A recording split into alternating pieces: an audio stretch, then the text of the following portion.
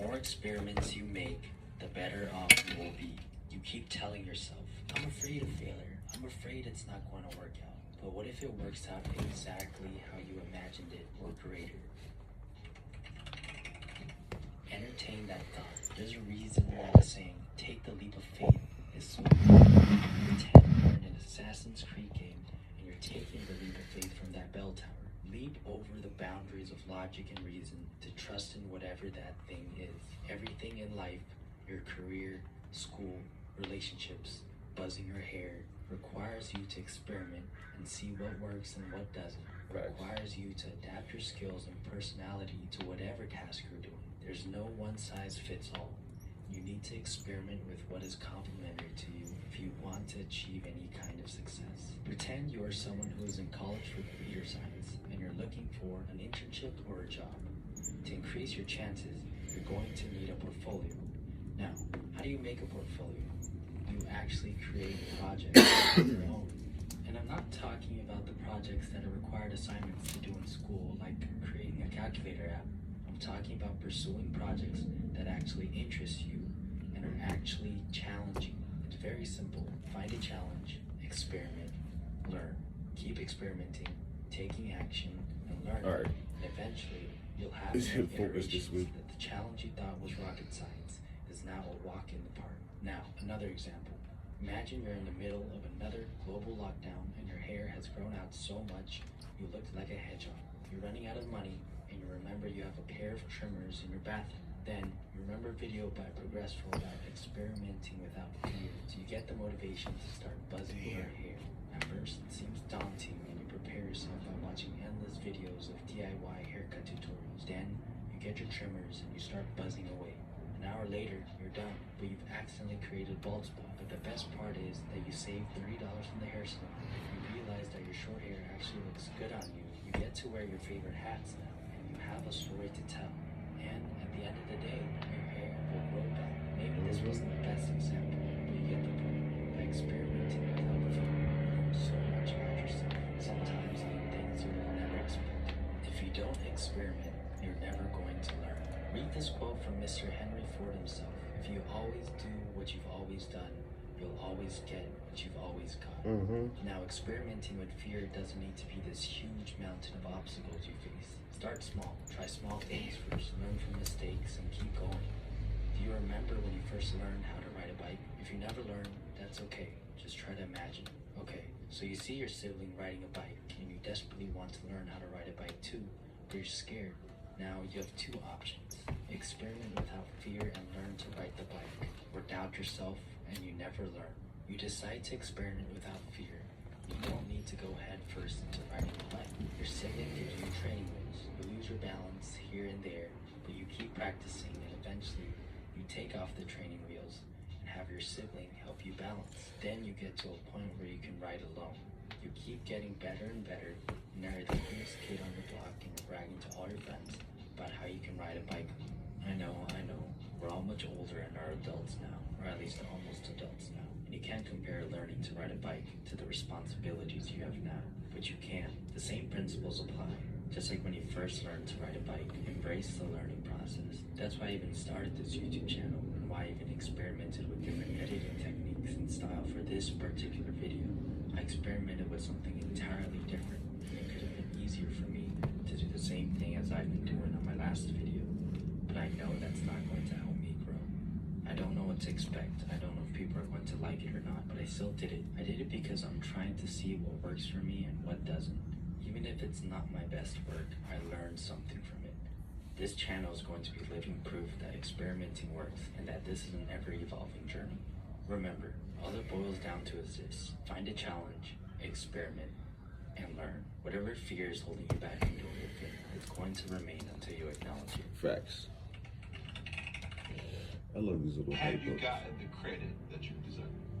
I don't think so. In the Rap City, the Basement was the original Big podcast. Tigger was that shit. The Big Chick in the Basement, boom, that's your stamp. And then you wasn't an artist until you had that stamp.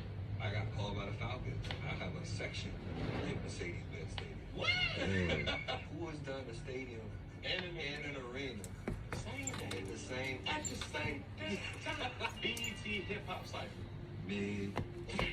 By the way, never been invited to a site. What? How is he the? He's Mr. Hip Hop. If you were an He's MC, 90s hip hop. damn the songs. Your flow, your lyrics, your cadence is what you stood on. Right. There are way more people that just make good songs right now. Even in let's say the Drake Kendrick bit, it wasn't really about the bars. This was who was talking the most shit about each other. BET Uncut. When that song came on, I said, oh my God. It changed a lot. It did, most definitely.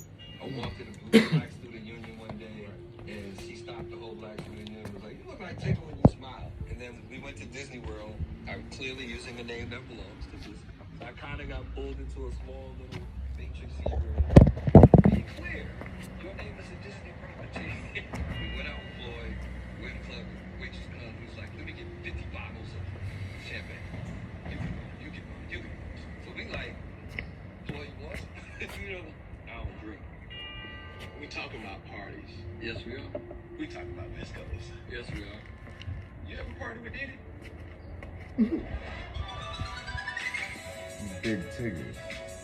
So nice to see him again.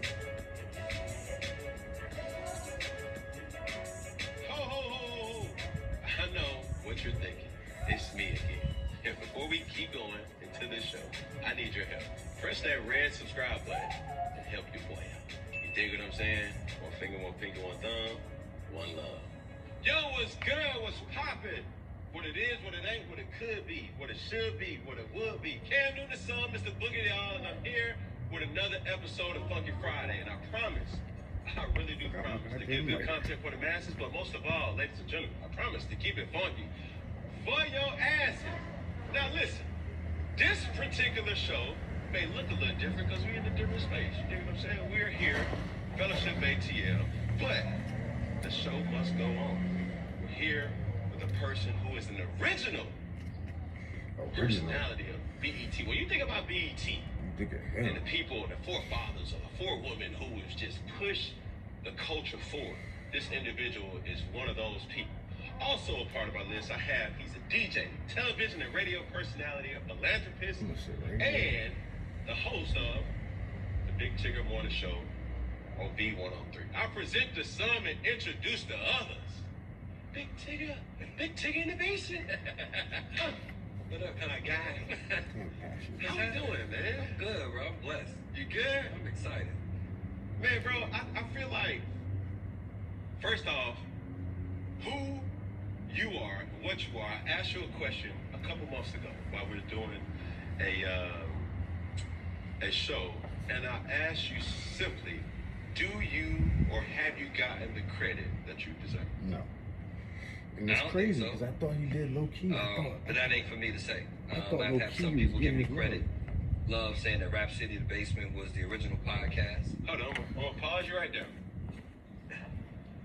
Right now, and I was telling the producers, and I had this idea, we need to have a Bible up here. That I promise to keep it funky, all funky, and nothing but the funk. Like, just honest truth. Like, this ain't the show where we just being honest. Speak your truth. I'm being honest. I don't think that I've gotten it. Okay. But I wanted to, somebody saying to me, multiple people saying that Rap City The Basement was the ultimate or the first podcast format, the original podcast. Correct. Yep. Was flattering. I took that, like, what I'm saying? I accept that. I received that. But I think after that, nah, not really. Last year we had the Rap City documentary, which definitely did its thing in 3 parts. But I even told the executives, like, episode 2 was really about my era of Rap City. And then episode 3 was, like, after I left, and they kind of made up this thing where Rap City and 106 and Park was beefing. And, I mean, it was, like, we held the network down a whole long time before. Oh, for sure. Before 106 became its thing. So then when it becomes like a Jay-Z comes to the network and he says he's only doing one show and they want to put him on 106 Park, I had an issue with that.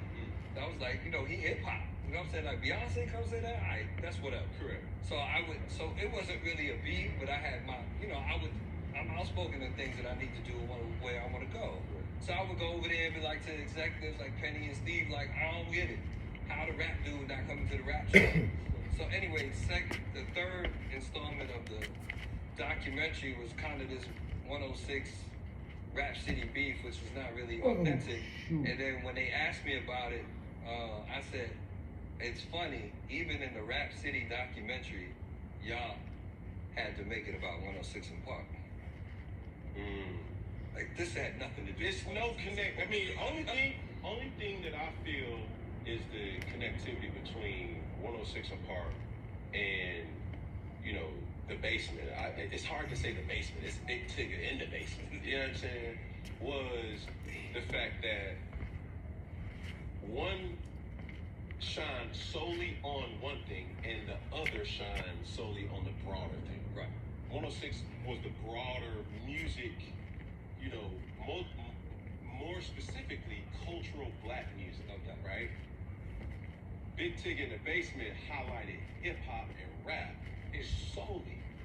This wasn't where Destiny Child was coming down to the basement and just dropping. He did come Yeah, I was But gonna what say I'm that. saying, that was an exclusive where it's like normally that wouldn't be what you would normally see or expect. I'm thinking, yo, this is where rappers come down, speak their truth, and also at the end we have a caveat where now we can show the artistry of who you are by dropping a freestyle.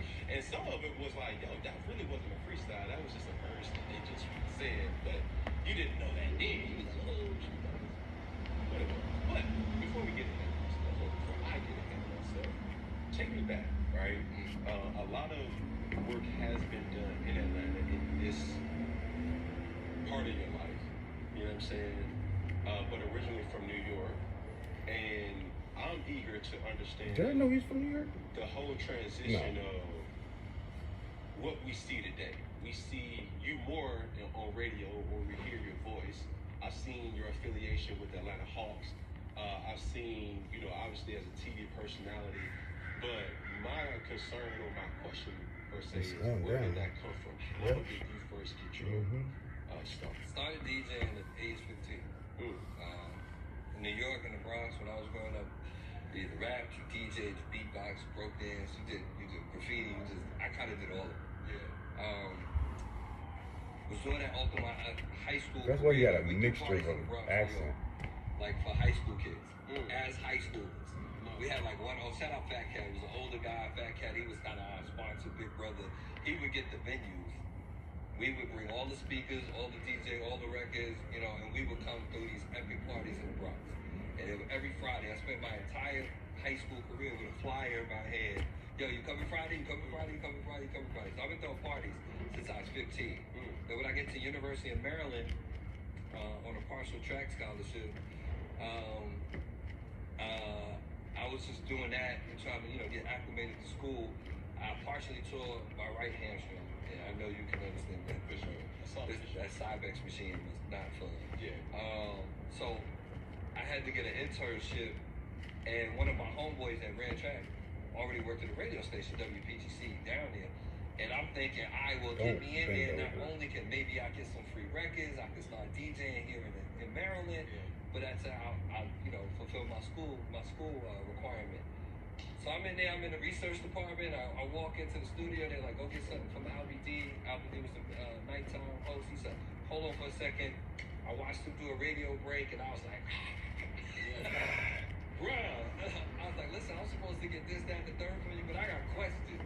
So I was like, how much can you make? And so he took me out of the department I was in, which was research, made me this intern producer. So I'm the young kid. You know what I'm saying? Right. And I just, you know, like they had to force me to leave that building. I was there all the time. So make this make sense to me, because I'm asking for a friend. Right? When you say DJ, there's a lot of quote unquote disc jockeys, but some of them you hear them speak, and some of them you hear their work. Right? Like when I hear DJ Snake, right? I don't hear him talk. When I hear DJ Khaled, you know what I'm saying? You hear him talk. When I hear, you know, Big Tigger as a person, I hear you talk. What differentiates? So I think all of them were a DJ at some point. DJ Mustards, and progressed on to production, and even the DJ Khaled. But Khaled could also still tear a club up as a DJ and on the microphone. I'm kind of both of them. I can DJ, like play records and